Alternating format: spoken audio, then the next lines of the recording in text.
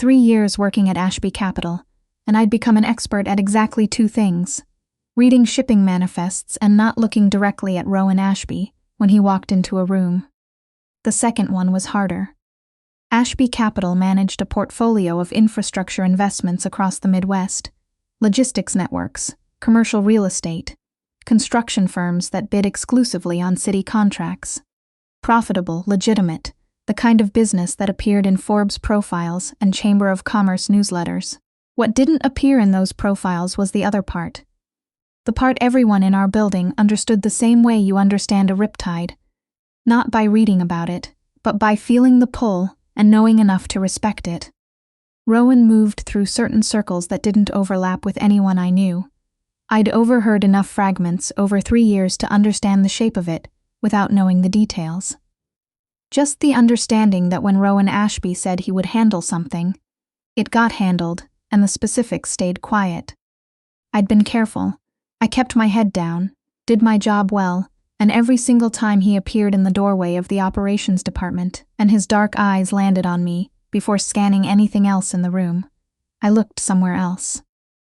Because I was with Troy Reinhold, freelance documentary filmmaker, or that's what his Instagram said. We'd met at a film screening at the Logan Square Theater 30 months ago, when he was funny and electric and looked at me like I was the most interesting thing in the room. I fell for it. I fell for him.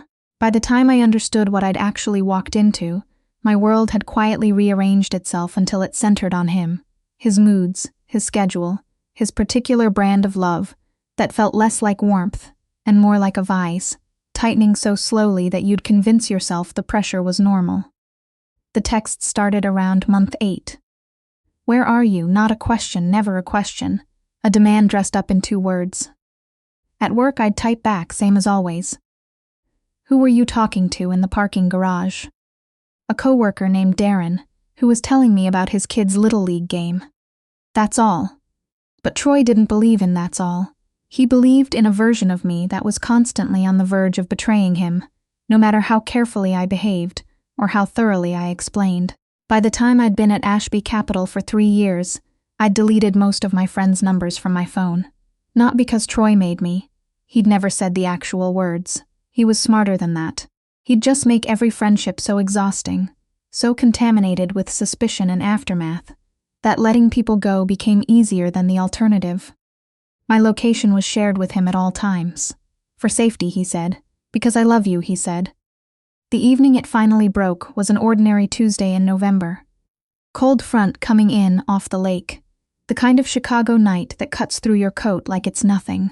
I'd stayed 20 minutes late to finish a contract reconciliation, and when I finally rode the elevator down to the lobby, Rowan was already there, heading out himself, tie loosened, a file tucked under one arm. He looked at me the way he sometimes did when he thought I wasn't paying attention, like he was working out a problem he hadn't yet decided to solve. Still here, he said. Finishing the Delmer contract, I kept my voice even, professional. It's done now.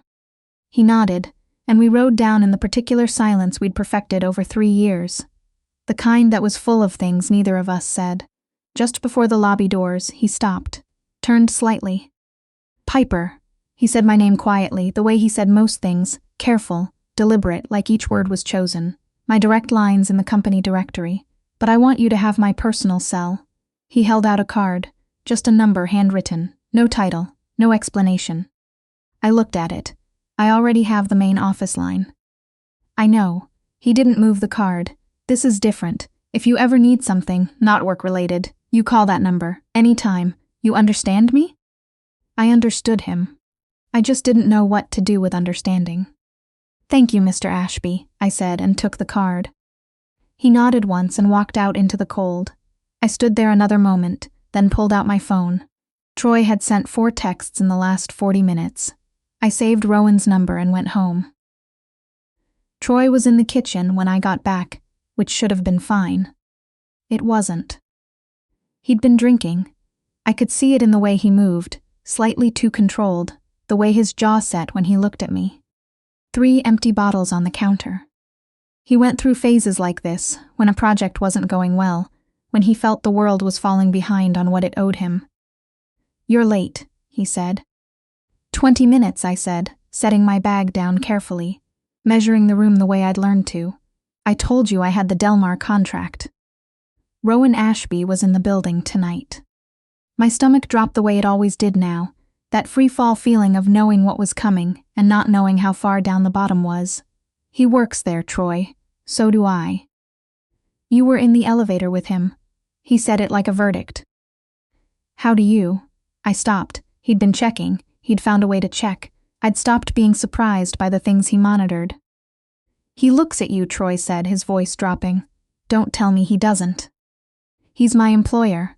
The words came out worn smooth from repetition. That's the whole story, Troy. Don't. He stepped closer. Don't treat me like I'm imagining things. I'm not. You laughed with Darren this morning. You stayed late. Who else, Piper?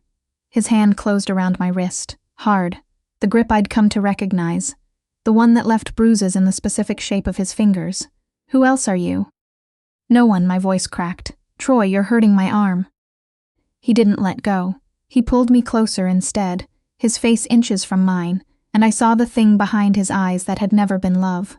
I understood that clearly, standing there in my own kitchen, feeling my pulse hammer under his grip. This was something that needed to own, something that had been building since month 8, maybe since the beginning, and I had simply refused to look at it directly. When I tried to twist away, his free hand came up and caught the side of my face. The sound was worse than the pain, the ringing, the whiplash, the way my vision went white at the edges. Then silence. We both stood very still. I had one hand pressed to my cheek. Troy's face moved through shock and landed somewhere I couldn't read. Piper, he reached for me. Don't. The word came out flat, steady. I surprised myself with how steady it was. Don't come near me. I didn't mean, that wasn't. Get out of this apartment, I said. Right now. He tried to explain. He tried to apologize. He said I love you until the words were just noise. I had to wait through to reach the door closing behind him. And then I was alone. I slid down the wall next to the front door and sat on the hardwood floor and shook. My cheek pulsed with heat. My wrist, where he'd gripped me, was already beginning to darken. I sat there long enough for the shock to drain, long enough for the silence to settle into something I could think inside of.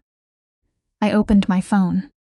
I scrolled past 911, past the domestic violence hotline number my therapist had given me 6 months ago when I'd almost told her the truth.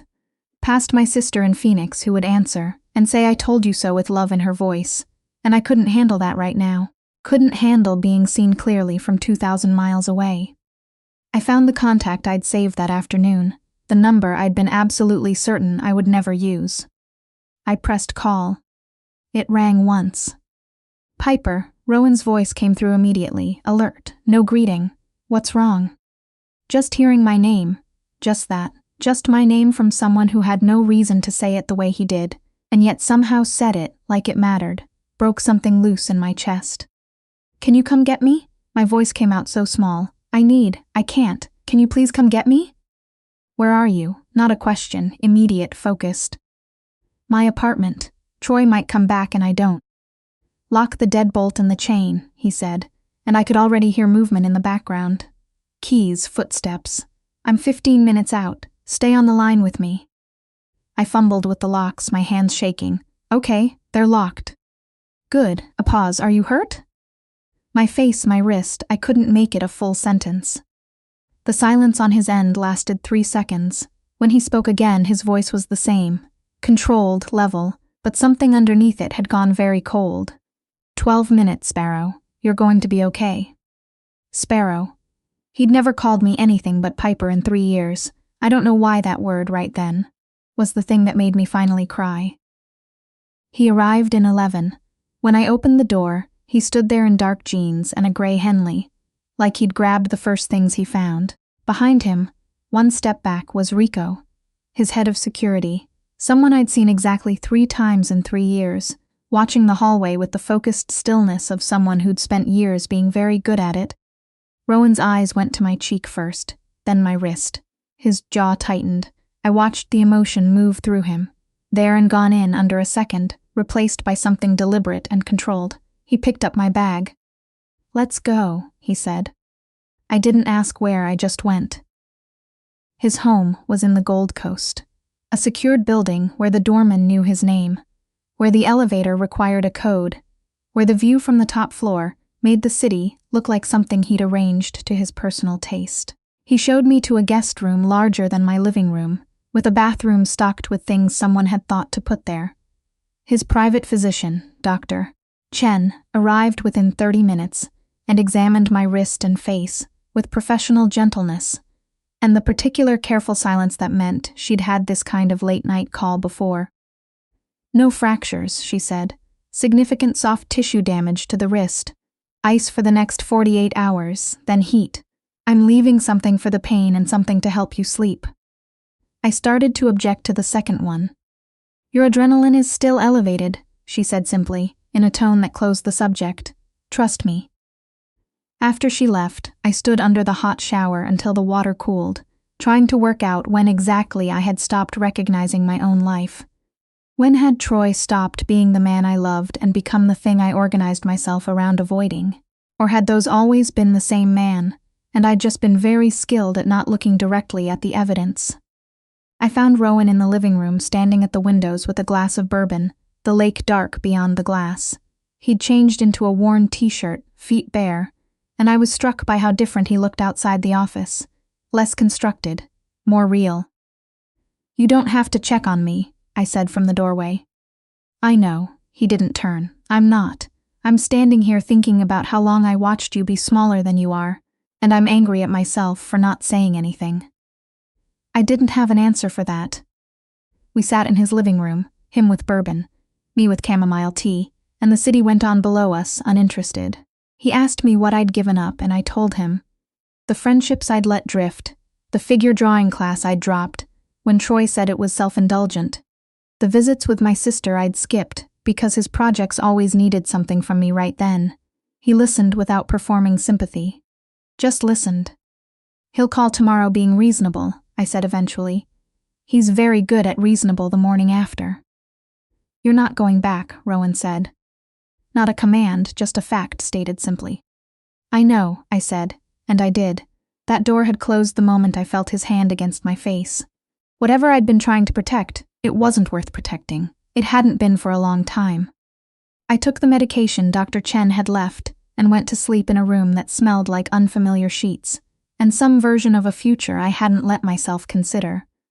My last conscious thought was the word Rowan had used on the phone. Sparrow. I woke to sunlight and 22 missed calls from Troy. I read the texts the way you read a bad diagnosis, slowly, processing. The early ones were apology. The middle ones were negotiation. The ones sent between 2 and 4 in the morning, when he'd clearly been up and drinking and working himself into something, were different. "You think Ashby can protect you. I know his address, Piper. Come home and we fix this, or I promise you'll regret it." My hands were completely still as I read them, not shaking. Something had settled overnight. Not calm exactly, but resolved. I opened my banking app. Force of habit, the kind of thing you do on autopilot when you wake up. I pulled up the joint checking account we'd opened 11 months ago, after Troy said it would make splitting utilities simpler. The balance was $43. I'd deposited $2,800 from my last paycheck 9 days ago. I sat up. The transaction history went back further than I wanted it to. Cash withdrawals I didn't recognize, transfers to external accounts, online purchases at addresses I'd never been. I opened my credit monitoring app next, the one I'd set up 2 years ago and barely checked. My FICO score had dropped to 531, from 762, where it had been when I'd last looked 7 months ago. I clicked through to the full report. 2 credit cards I'd never opened, a Capital One account with a $6,400 balance, a Synchrony Bank card with $3,100 charged, a personal loan from an online lender, Lending Point, for $17,500, originated 4 months ago, 1 payment already missed. $28,000 in debt I had not created. I sat on the edge of the bed in Rowan's guest room and understood, with a clarity that felt almost physical, that Troy had not just hurt me. He had planned to keep me. If I left him while carrying $28,000 in fraudulent debt in my name, with my credit destroyed, I'd spend years fighting back to anything resembling stable ground. Without decent credit, I couldn't rent my own apartment, couldn't get my car refinanced, couldn't qualify for a credit card with a reasonable rate. He'd built a cage around me and used my own social security number as the lock. I called Rowan. He answered on the first ring. "Sparrow, what happened?" "He stole from me." My voice was flat and very steady. "Troy used my identity to open credit cards and take out a loan. I just pulled my credit report. There's $28,000 in accounts I never authorized." The silence lasted 4 seconds. I counted them. "I'm coming back," he said. "Don't close the app. Don't call anyone yet. 20 minutes. Rowan sat across from me at the kitchen table while I walked him through every line of it. He didn't interrupt. His expression grew quieter with each screen, not angrier, which might have felt less controlled, but quieter, the way a storm gets quiet right before it commits to something. "This is federal," he said when I finished. "Identity theft, fraudulent credit applications, possible wire fraud given the online accounts. This isn't a civil matter." "I know. We're filing a report today."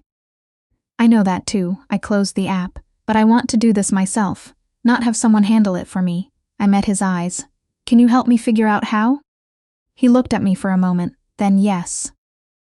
The next 2 months were the hardest sustained work I'd ever done. I filed a report with Chicago PD's Financial Crimes Unit. I filed an identity theft report with the FTC through identitytheft.gov, which generated a personal recovery plan and the official affidavit I'd need. I placed fraud alerts and then full credit freezes with all 3 bureaus, Equifax, Experian, TransUnion, and requested the free fraud victims reports each bureau was required by law to provide. Rowan connected me with an attorney named Adriana Flores, who had the efficient energy of someone who had rebuilt many things from rubble and found it satisfying work. She sent dispute letters to every fraudulent account, with copies of my FTC report attached. She filed for an order of protection, which a Cook County judge signed within 48 hours, barring Troy from coming within 500 feet of me, my workplace, or Rowan's building. And then I built my own evidence file. Bank statements documenting deposits I'd made and withdrawals I hadn't. The original Lending Point loan agreement, obtained through Adriana's request, with a signature that was almost mine, close enough to pass a cursory form review, not close enough to withstand a forensic document examiner. Emails I found in a secondary account Troy hadn't known I kept, where my bank had been sending fraud alerts I'd never seen because he'd quietly changed my primary email settings months ago. A text message in which he'd asked me, 8 months back, to just confirm your SSN real quick, for a joint insurance quote he was supposedly getting us. I'd sent it. I remembered sending it. I'd been in the middle of making dinner, and he'd asked so casually, and I hadn't thought twice. Sitting with that memory was its own kind of work. The forensic document examiner confirmed the loan signatures were forged. The detective assigned to the case, a methodical woman named Varga, who wore reading glasses on a chain and asked questions like she already knew the answers, told me at our second meeting that she had enough to recommend charges. Multiple counts of identity theft and financial fraud, she said. Wire fraud given the online accounts. She looked at me over her glasses. "You built a thorough file, Ms. Durant." "I needed to make sure there were no gaps," I said. Her smile was small and real. "There aren't any." I moved out of Rowan's penthouse 6 weeks after I'd arrived, into a 1-bedroom in Lincoln Park, close enough to the lake that I could hear it on quiet mornings. It was small. It was mine. I furnished it in pieces. A couch from a vintage shop on Armitage, a kitchen table I found on Marketplace, a bed frame I assembled myself on a Saturday night at 11 o'clock, with a YouTube tutorial playing on my laptop and a glass of wine on the floor beside me. Rowan sent a bottle of Burgundy and a card that said only, "Yours well done." I put the card on the small brick fireplace mantel and opened the wine and then took out a sketchbook I hadn't touched in over a year. I used to draw, architectural sketches, city buildings in fine-tip pen, the kind of thing that takes patience and pays nothing. Troy had called it a waste of time without ever saying the words directly. He'd just always needed something from me, precisely when I tried to sit down and do it. I drew until past midnight. My wrist had healed, my cheek had healed. Other things were taking longer, but they were going. Troy was indicted by a grand jury 8 weeks after Detective Varga submitted her recommendation. 3 counts of identity theft, 2 counts of forgery, 1 count of wire fraud. Bail was set at $75,000. His family paid it. I sat in the courtroom for arraignment and watched him search the gallery for me. When he found me, I didn't look away. I let him look. I wanted him to see that whatever he'd calculated when he opened those accounts, the loan, the credit cards, the careful architecture of my dependency, he had calculated wrong about me. The trial was 3 days. The jury deliberated for 4 hours and 22 minutes. Guilty on all counts. I walked out of the Layton Criminal Court building into a September afternoon so sharp and bright it almost hurt, and I stood on California Avenue and let the sun hit my face, and I thought, this is what the other side feels like. Rowan was by the car. He'd come quietly, the way he did most things. His expression when he saw me asked the question without asking it. All counts, I said. The smile that crossed his face was brief and completely real. Nothing like the careful professional expression I'd watched for 3 years. Come on, he said. I'm taking you to dinner. 6 months after the conviction, I ran my credit report on a Tuesday morning with coffee and the radio on low. My FICO had climbed back to 701, not where it had been, getting there. Adriana had moved the fraudulent accounts into disputed status within the first month, and the creditors had charged them off as fraud losses within 3. My record was clean. What Troy had built in my name was being systematically dismantled, exactly the way I'd built the case against him. Carefully, line by line, until there was nothing left of it. Rowan had offered me a promotion the morning after the conviction. Senior Operations Director, 2 pay grades up, with a budget and a team and actual authority over the division I'd been managing in practice for the better part of a year. You've been doing this job at this level for 12 months, he said in his office, direct as always. I should have made it official sooner. You were waiting to see if I'd fall apart, I said. He didn't deny it. I was waiting to see how you'd stand back up. A pause. I'm not disappointed. The compliment landed somewhere it was hard to reach. Because I'd spent 2.5 years with someone who found new ways every week to say you're not quite enough, and hearing the opposite from someone whose judgment I trusted was still, 6 months later, something I had to let in carefully. We'd been having morning coffee twice a week for 4 months. It had started during the trial. He'd begun appearing at my office door at 8, with 2 cups from the place on Wabash, and it had continued after, without either of us deciding to continue it. 30 minutes of newspaper discussion and city politics, and things that had nothing to do with Ashby Capital, or Troy, or the wreckage that was slowly becoming less wreckage, and more just life. It was the best 30 minutes of my week. One evening in late October, I texted him a photo of the skyline from my Lincoln Park window at sunset. Just because it was beautiful and I'd been thinking about him, and I was slowly getting better at not running every impulse through the filter of, is this too much? Will this be used against me somehow? Will this be wrong? He replied in under a minute, careful, that view might make me want to visit. I stared at my phone for a long moment, then I typed, I'll put coffee on. He showed up 40 minutes later with takeout from the Thai place on Fullerton that I'd mentioned once, 2 months ago, that I liked.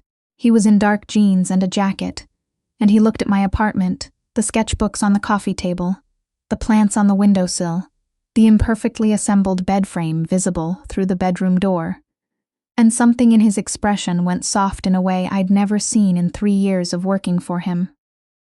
You built something, he said. Piece by piece I set out plates. It's small. It's yours. He said it the same way he'd written it on the card, like that was the entire point.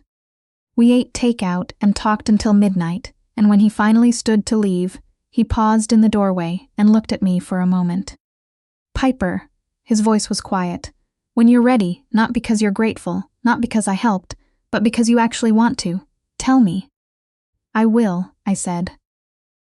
2 weeks later, I was at my desk reviewing quarterly projections when my cell rang from an unknown number. I answered out of reflex. Piper, Troy's voice, thin and wired, the way it got when he'd been drinking and working himself into something. We need to talk. My hand went completely still on my desk. You're violating your conditions of release, I said. This call is being recorded. I made mistakes, he said, like that sentence still meant something. I was in a bad place. The things I did, I know they were wrong. But we had something real. What we had was real, I said. You destroyed it, and then you tried to make sure I couldn't rebuild without you. I still love you. His voice broke on it. You don't know what that word means, I said. Get yourself an attorney and stop calling this number. I hung up. I called Detective Varga, then Adriana. Then I sat at my desk, breathing carefully for 5 full minutes before I went back to the quarterly projections. I was furious, not afraid. Something had shifted in the past 6 months, quietly and all the way through. I was furious, and underneath the fury was something hard and clear. He did not get to do this anymore. He had run out of power over me, and he just hadn't accepted it yet. 3 days later, he was back before the judge on a bail violation. His bail was revoked. He was remanded to custody pending sentencing. No more phone calls. I told Rowan on a Thursday morning. He was in his office standing at the windows the way he did when he was thinking, the lake iron gray in November light. I'd come in early specifically for this, and now that I was here, I needed just a moment to feel the solidity of what I was about to do, to make sure I was doing it from the right place, from ground that was mine, not from fear or gratitude or desperation. I was completely sure. I wanted to tell you something, I said. He turned from the window. I'm not grateful anymore, I said. I mean, I am, obviously I am. You answered the phone, you came. That matters, and it will always matter. I walked further into the room, past the chairs, until I was close enough to see his expression shift. But that's not why I'm standing here right now. Piper. I'm here because I spent 6 months rebuilding my life into something that's genuinely mine. My apartment, my promotion, my credit score, my sketchbooks. I stopped a few feet from him. I know who I am again. I know what I want. I looked at him directly. I want you. Not the version that came when I called. The whole version. The one who runs things I don't ask about and comes anyway when someone needs him. The one who called me Sparrow at 2 a.m. when I was sitting on a floor, scared half to death. The one who shows up to a small apartment in Lincoln Park with Thai food and calls it nothing. I held his eyes. I'm choosing you, clearly and on purpose and with both eyes open. He crossed the space between us in 2 steps, and his hands came up to hold my face. Carefully at first, like I was something fragile, and then like he'd remembered I wasn't. And he kissed me with everything that 3 years of professional distance had been holding back. When we broke apart, his forehead came to rest against mine. I have been waiting, he said quietly. A very long time. Was it worth it? I asked. His smile was slow and completely real. Ask me in 40 years, he said. The months that followed were nothing like what I'd expected, being with someone powerful to feel like. There was no jealousy, no monitoring, no questions about who I'd been talking to, or why I'd gotten home 20 minutes late. There was just Rowan, who went out of his way to make sure I had a full life of my own, alongside the one we were building together, who encouraged me to call my sister and see her when she came to visit, who came to my first solo show at a small gallery on Milwaukee Avenue, and stood quietly in the back and looked at me like I'd drawn every one of those sketches specifically for him. The morning he proposed, it was just the 2 of us in my Lincoln Park apartment. Still mine, a fact I'd kept deliberately, with coffee going and the first real snow of December coming down past the windows in fat, quiet flakes. He got down on one knee on the slightly uneven hardwood floor next to my coffee table, and he held a ring that caught the gray winter light. A cushion-cut diamond set simply in yellow gold, exactly the kind of thing I'd have chosen for myself if anyone had ever thought to ask. And he said, I have loved you longer than I had any right to say so. You are the most quietly determined person I have ever watched fight her way back to herself. He paused. Marry me, Sparrow. Let me spend the rest of my life being chosen by someone like you. I slid off the couch and onto the floor next to him, which was not graceful, and I took his face in my hands and said yes, not because I needed rescuing, Not because I was running toward shelter in a storm, but because I was whole and standing on my own ground and still choosing him with both eyes open. That, I had come to understand, was the entire difference. Troy had wanted to own something. Rowan just wanted to be chosen. And I had learned, at considerable cost, what I was actually worth. Which turned out to be everything. Which had always been everything. It just took finding my way back to myself to finally, completely believe it,